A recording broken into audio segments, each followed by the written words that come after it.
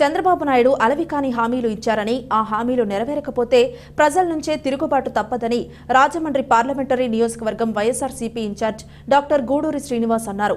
చాగల్లు మండల వైసీపీ అధ్యక్షులు మల్లేశ్వరరావు అధ్యక్షతన శనివారం చాగల్లులో స్థానిక కళ్యాణ మండపంలో కార్యకర్తల సమావేశం జరిగింది. సమావేశానికి ముఖ్య అతిథులుగా డాక్టర్ గూడూరి శ్రీనివాస్, కొవ్వూరు ఇన్ఛార్జ్ మాజీ శాసనసభ్యులు తలారి వెంకట్రావు హాజరయ్యారు.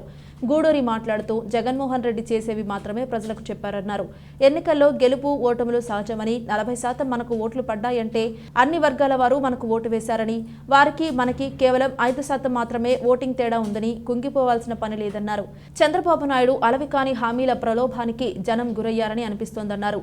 చంద్రబాబు దుష్ప్రచారం చేశారన్నారు.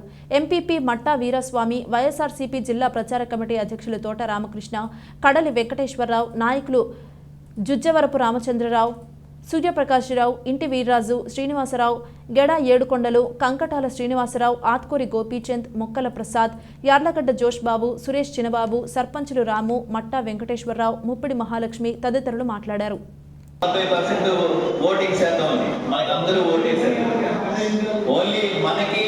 అధికారంలోకి తెలుగుదేశం పార్టీకి ఓన్లీ కేవలం 5% మాత్రమే డిఫరెన్స్. గతంలో మనం ఒక్కళ్ళే పోటీ చేసినప్పుడు మనకి 50% ఓటింగ్ వచ్చింది. అప్పుడు తెలుగుదేశం 40% వచ్చింది. అంటే మనం 10% ఎక్కువ ఓటు సాధించాం. ఇప్పుడు వారి అధికారంలోకి వచ్చి ఓన్లీ కేవలం 5% ఓటింగ్తోనే ఎక్కువ అధికారంలోకి వచ్చారు. మీరందరూ కూడా ఏదో డిసప్పాయింట్ అయిపోయి మనం ఇది అయిపోయాం, తిరిగిపోవాల్సిన అవసరం లేదు.